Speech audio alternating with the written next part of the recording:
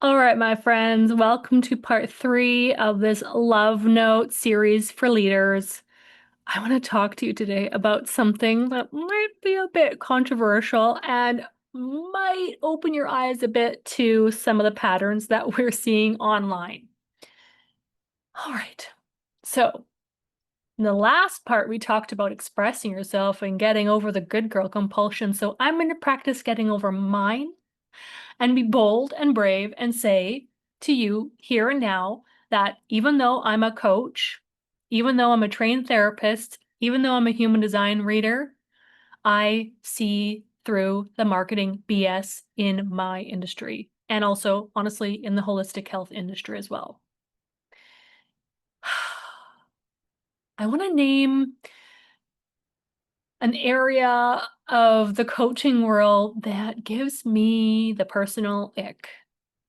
Have you noticed that there is kind of a pyramid scheme of coaches, coaching coaches, coaching coaches, and they're all dressed in sparkly dresses, sharing the world of wellness and growth, and inviting you to step into your 10K months. And all you need to do is pay thousands of dollars for this program where you never even get to talk to the host, and then thousands more where you get to dance in an audience of thousands and your face is invisible in the crowd and you never get to talk to that coach.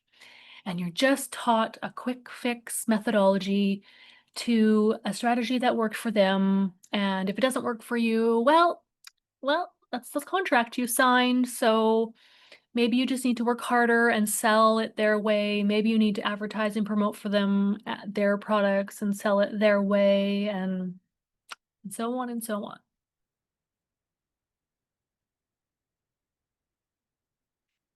It's sort of this shiny toy syndrome, like shiny new toy, like a kid gets, where it's like, oh, I want to be with the popular kids. Oh, I want to be where the cool kids are going.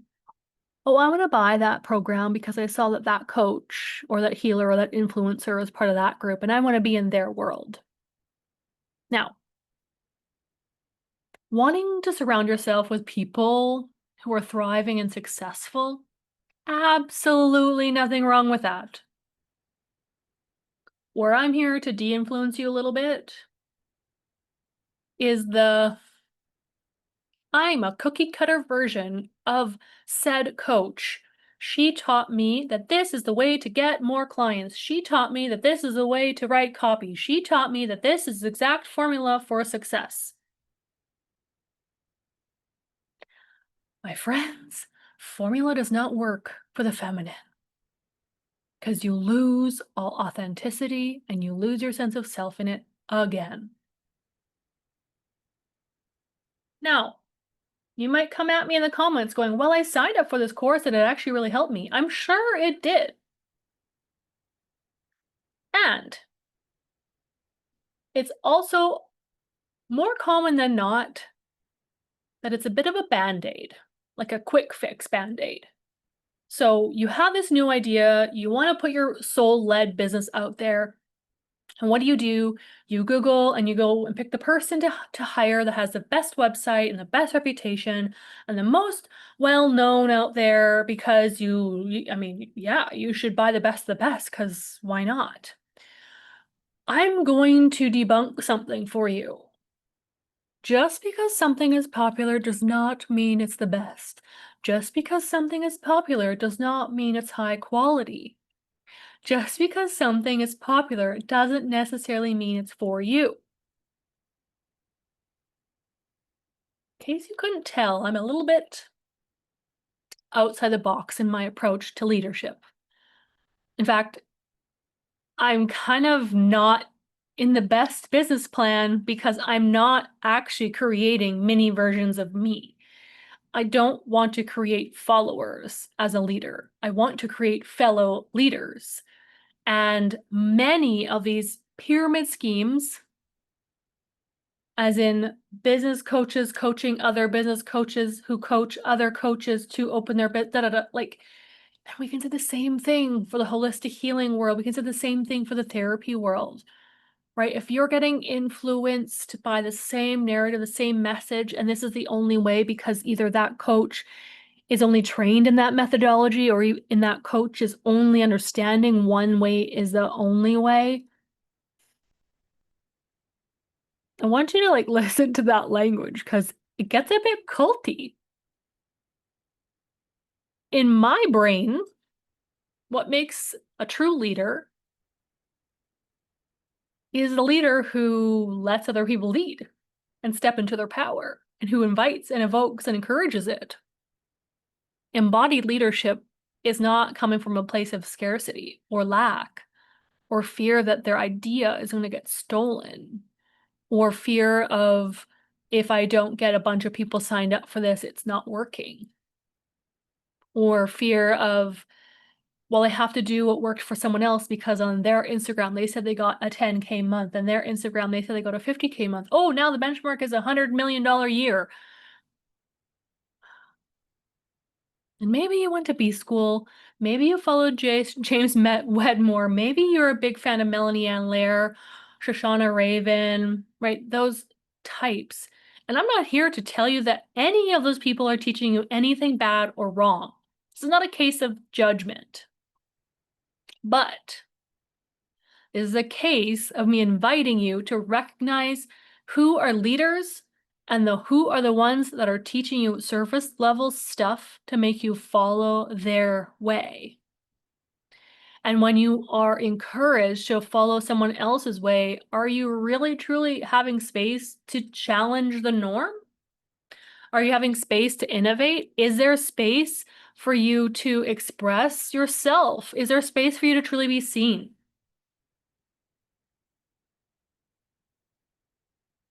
I know so many trusted people that have fallen for sparkly, shiny dress, new toy syndrome. They hired the coach because the coach had a big following. And I want to debunk something for you as well, and maybe de-influencing you for something here as well, but following does not quantify quality of skill in any field. Because when I was solely a therapist, there were multiple times when clients came into my office and told me some of the horrific things that other therapists told them. And these are people that have maybe had more experience than even I had at that point. Some of my clients got told that they triggered the therapist. What? I'm sorry, but in my therapy training, I was taught that if I had an issue with a client and I was triggered, it was my job to manage myself, not get my client to manage me. And in the wellness world, we think like in the healing, wellness, health world, we often see people with a huge following who, for lack of a better word, are maybe a bit false prophets. Maybe selling it as snake oil, right? Buy my supplement because it's the best one out there. And sometimes it is great. And sometimes it isn't. And the coach that shows you her idealistic life and you're like, I want that. So you hire her and all she ever talks about is goddess archetypes and generic advice that you could find on YouTube. And you're like, this is not getting me where I want to go in life. It's uncomfortable to admit that we've all witnessed that and seen that and maybe even experienced that. And I want to invite you to tune in to discernment when you are looking for support, looking for inspiration, looking for motivation, looking for a tool, and maybe also looking to escape the feeling that you're feeling and hoping that they will erase it for you, even though that's wound-based marketing and that's something that I don't personally abide by or stand for. So what does discernment mean? Well, it's hard to access that level of discernment if you are disconnected from your body. So first and foremost, you want to tune into your body and go, is this person's mission, values, the way of seeing the world similarly to me? Do I align with the way that they operate? And then secondly, though not everyone offers a discovery call or a connection call or an alignment call, often people do. If they do, take them up on it and interview them, ask them questions, ask them what kind of work they do, ask them who influences them, ask them what their day-to-day life looks like, ask them what their training is, because it's important to know those things, but it's also important to know that real life is actually part of the training process too. If they don't offer discovery call, then sign up for the free thing that they're likely offering, because that's how you get a feel for if you vibe with them. And if the free thing doesn't offer any value other than a vibe, it's probably going to be indicative of the rest of their programs as well. So many people in my industry sell feelings. They hype you up, they share their story, and they talk about all these high level concepts that you just want the answer to. How the fuck do I get out of functional freeze?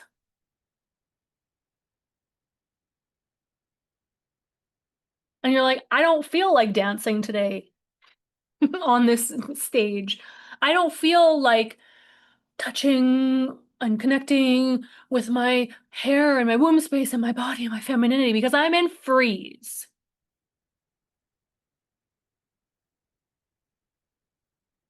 Yeah. In case you can't hear it in my voice, that energy I have been met with multiple times. And I've actually seen it in group experiences that I've been a part of, where women are encouraged to express their voice, their truth, like get rageful and angry, but they're in a freeze response. And it's so irresponsible for a facilitator to invite people to express that deep-seated traumatic rage that's been sitting in there from something that happened to them, most likely in childhood or early 20s. And here they are encouraged to just like let her rip with no co-regulation support, no embodiment support, no integration support. Just show up, rip the band-aid off and expose yourself, and then deal with it on your own. To me, that is the most irresponsible thing a facilitator can do who's working with the feminine. Because I don't know a woman who doesn't have something in her body that's stopping her from success. This is why I believe that a woman who leads is running a body-based business. But you can never feel safe running your body-based business if your body is still holding on to trauma. It's why nervous system regulation work is such an integral part in all that I do, whether it's one-on-one with clients or inside She for We.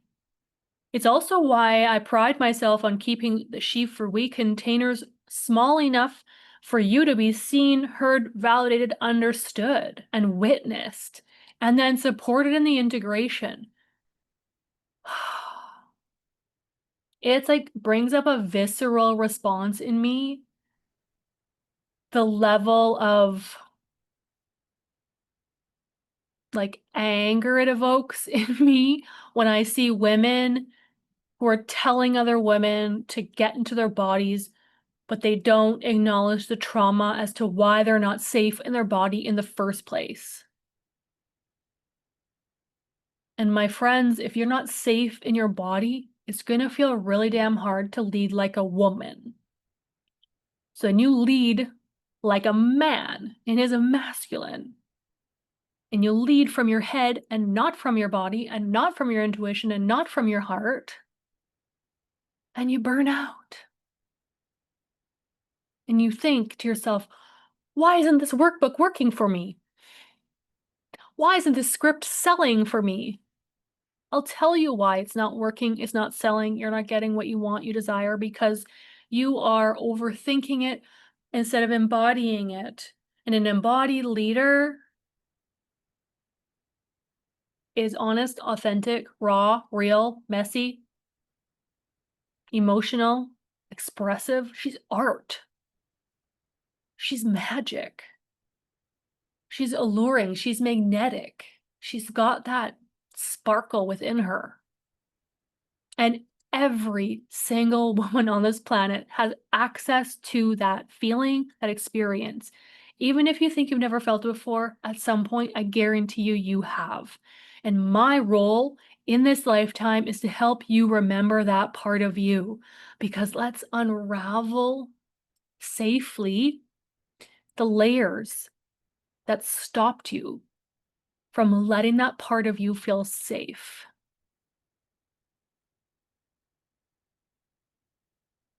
Now, if that feels scary, if that feels uncomfortable, if that feels edgy, good. That is the point. It's meant to shake something in you and move something in you. I'm not here to placate and to play nice, but I'm here to share it gently and honestly with you so that you can become the version of you you know in your soul and your bones you're meant to be. And I'm also not here to sell you on some generic, formulaic, surface level fluff where you get to be invisible amongst thousands of people on a Zoom call. I'm also not going to tell you what's best for you. In fact, I encourage you to find what's best for you, and I have the tools to help you feel what's best for you. Every single time we meet in She for we drop into the body, and then we have an open discussion / group coaching, and we always anchor it back into the body again. So there are two components that are so vital to women who are running a business. And it's vital for all women, I want to say, by the way. So if you're listening to this series and you're like, Rachele, I don't have a business and I don't think She for We is for me. Well, I'll tell you what, you're probably still a leader and or feeling like you might want to step more into that leadership in your life. And I can do that with you one-on-one as well. So many of my clients, I help them drop into the body so that they find all the clarity, answers, and understanding that they're looking for in life, because every single answer you seek outside of yourself is already within you. Not the best marketing plan. Here I am telling you, every answer you know is already within you, but here is the thing, you sometimes need someone to pull it out of you. You sometimes need someone to help you remember. You sometimes need someone to bounce ideas off of. And in these ginormous, fluffy, shiny, sparkly, pyramid-y scheme, huge wellness groups, it's gonna be hard to find that. Because it's high touch for the most part. What that means is the facilitator shows up for the 1 month, one-time group call kind of vibe, and there's no connection there. I'm here with all of my clients, whether you're a part of She for We, doing a human design package or one-on-one work with me, I'm here for you in between sessions. This is my life's work. This is my purpose. I never, ever, ever want anyone to feel alone in their path. So I team with you and your nervous system and your body and your feminine and your inner child and all the other parts of you that show up when you want to change.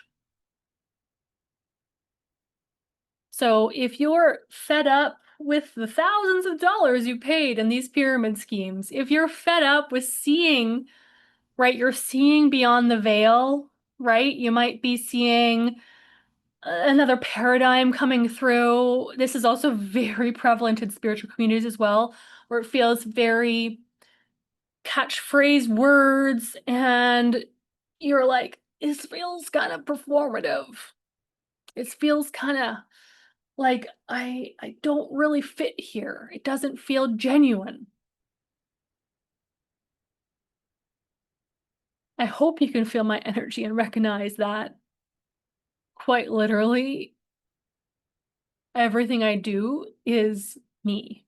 And I love and care about every single success and milestone and benchmark that my clients make, because I'm with you every step of the way. And I'm so proud of you.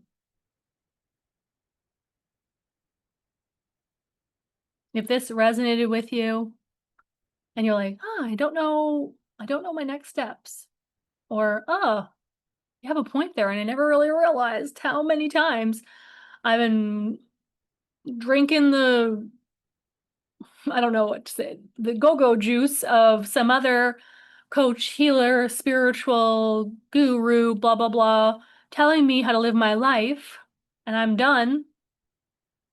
Welcome.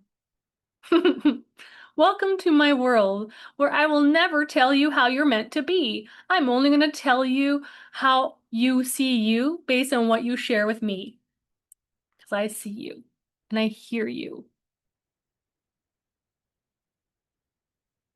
Thanks for listening to this part 3 of the series. Stay tuned for more, and I look forward to hearing from you. If you have any questions, check out the show notes below.